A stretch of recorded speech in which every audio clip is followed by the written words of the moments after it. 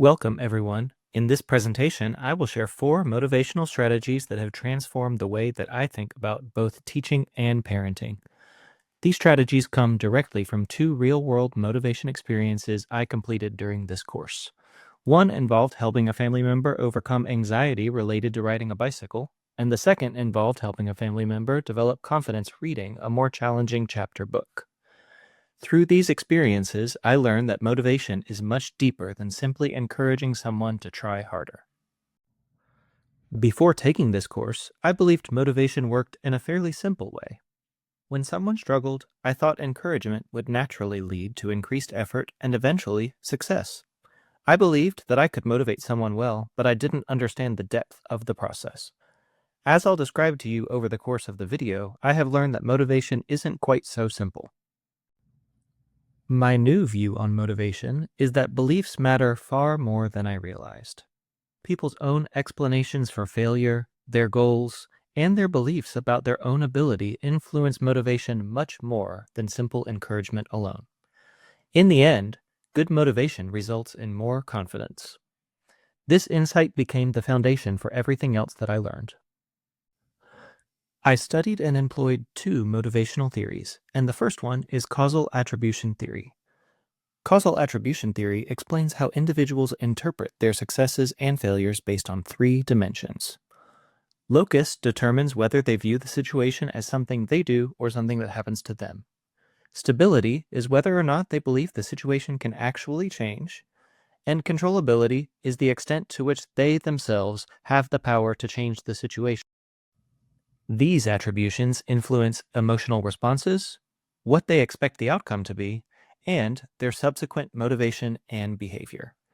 According to Alderman, individuals are more likely to persist when they attribute the outcomes of a scenario to causes that are internal, unstable, or able to change, and within their own control.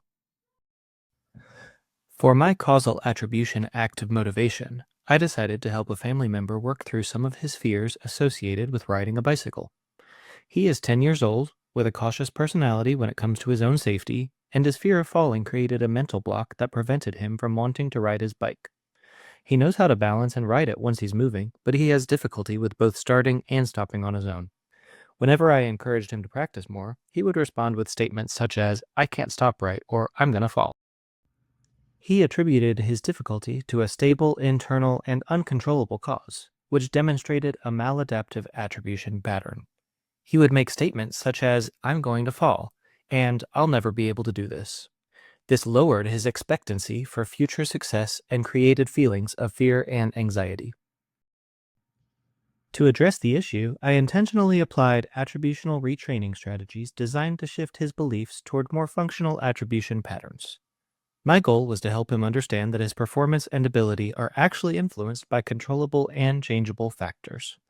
First, I reframed the task by explaining that starting and stopping are specific skills that can be improved with practice. I also reminded him that at one point he felt as though he could not ever balance on his own, and now he can, which is a result. Next, we broke the task into smaller and more manageable chunks. The first step was to practice pushing off and starting in a grass field with me nearby to catch him if he tipped over. The grass field was intentional to create a lower pressure environment, reduce anxiety about falling, and improve his own expectancy for success, which is essential for improving motivation. Over time, we moved on to slowly braking and stopping, finally ending with putting his feet down to catch his balance instead of falling. This slow, methodical strategy was implemented to increase his sense of controllability through the feeling of success in smaller steps. His sense of achievement in these small tasks allowed him to gain confidence to tackle the larger problems. My natural instinct is to say things like, "You're smart, you can do this," or "It's easy, don't be scared." Causal attribution theory helped me to understand that this form of encouragement did not provide specific ways for him to improve and did not actually help his sense of controllability. During practice, I provided specific, strategy-based feedback. An example of this would be, "You slowed down earlier that time and it helped you stop more smoothly." This type of feedback emphasized effort and strategy as causes of success, reinforcing his controllable attributions. Over a few days of intentional practice, there were some noticeable changes in how he viewed the entire process. Initially, he was resistant to even start trying on the first day. We kept the practice short and only focused on pushing off. The second day, he was more open to it because he felt successful from the first day. We added slowly breaking on his second day. By the third day, he didn't push back at all about trying, though he was still nervous about falling. His own language shifted from, "I can't do this." The theory I applied for my second act of motivation was goal orientation theory. This teaches us that all people approach learning tasks with different purposes in mind. Some people adopt mastery goals focused on learning, growth, and improvement, while others adopt performance goals that focus on demonstrating competence or avoiding evidence of incompetence. Mastery goals focus on the act of learning and improving over the end result. This is best exemplified by Carol Dweck's theory of growth mindset. According to Dweck, individuals with an entity theory believe that ability is relatively fixed, whereas those with an incremental theory believe that ability can be developed through effort and practice. Performance goals are more image conscious and externally based. Examples would be someone who must show off that they know the right answer, or someone who only wants to earn a high grade or the recognition that comes with it. Maslow's hierarchy of needs factor into play here. Anything that threatens the sense of self and safety must be avoided at all costs. My second act of motivation was to challenge the same family member to read more difficult books. He's always loved stories, but he gravitates to reading graphic novels instead of chapter books. He enjoys fantasy books, so I found a new chapter book for him to read after he finished his favorite graphic novel in just 2 days. His reaction was less enthusiastic than I'd hoped. When he flipped through the pages, he commented on how long it looked and that it was too hard and way too long. My first strategy was to create a shared reading environment. Instead of simply assigning him reading time, I sat on the couch and read my own book while he read his. My hope was to make it feel like a normal and valued activity rather than homework or a task being imposed upon him. This also allowed me proximity to provide support if he needed it. My second strategy was to change the goal itself. He only needed to read one chapter at a time. Proximal goals can be more effective than distal goals because they provide opportunities for immediate success and feedback. The length of the book was overwhelming and felt like way too much to handle. Focusing on a single chapter helped to make it feel more manageable. With this goal, his task was now only to read one chapter rather than an entire book. When he complained that the book was too difficult, I reminded him that becoming a stronger reader requires reading things that are occasionally challenging.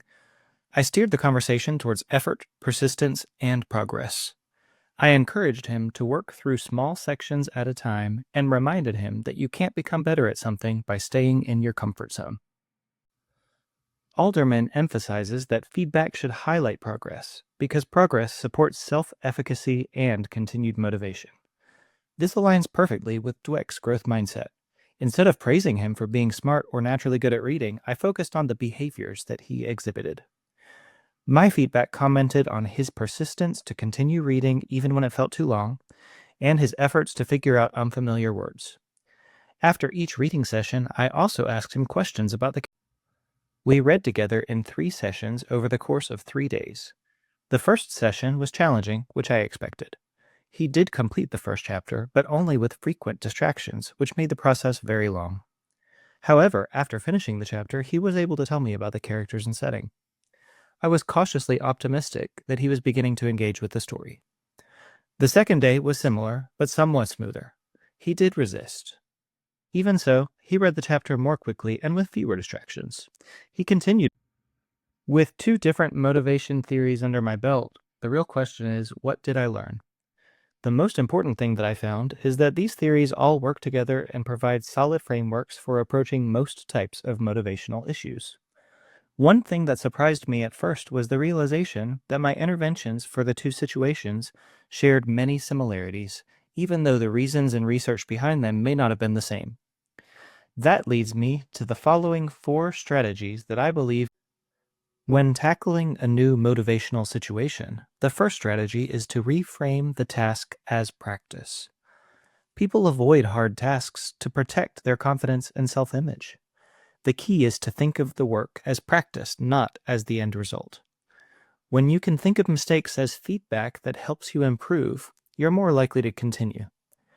Ability is developable through practice, strategies, and time. Strategy number 2 is to break it down into smaller, proximal goals. When the goal feels too big or too far away, people often delay starting. A smaller goal feels, and usually is, more achievable. Immediate successes develop confidence and make the next step easier. Visible progress encourages persistence and more practice over time. A growth mindset is key. When the goal becomes the journey rather than the destination, everything is more achievable and more enjoyable. When your ability feels fixed, challenge looks like a threat to avoid. The truth is that struggling is how you learn, and pushing through the struggle is what creates growth. Hard work is a path to progress and success, not a sign of weakness. In the end, challenges feel safer. The final strategy is to focus the feedback on progress, not ability or intelligence. When things don't go as planned, ask, which strategy could I try next time to improve? Use questions that point to progress, not perfection or comparison. When recognizing success, connect that success to choices the learner can repeat next time. Be specific about what to repeat. That strategy worked, use it again. What is especially great about these strategies is that they can apply to a wide range of learners. If you're a parent, you can use any of these strategies with your own children to teach life skills, coping methods, anything you have to teach as a parent.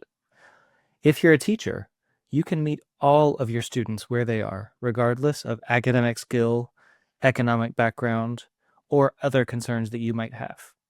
Coaches can also use these strategies to encourage their players to develop their... The information that I've learned through this course is indispensable to me as both a parent and as a teacher. I will be able to use this information to guide and motivate my own child in a positive manner, but more importantly, a more effective manner. As a teacher, I will use this with every single student moving forwards to be more specific with how I motivate students rather than just encouraging them to do their best. This will be very beneficial to me in all of my future teaching. My final conclusion after all of these acts of motivation is that the best motivation builds self-confidence in who you are trying to motivate. All of this works together to make them feel like they can do this and that they have been successful. And that is the goal of motivation.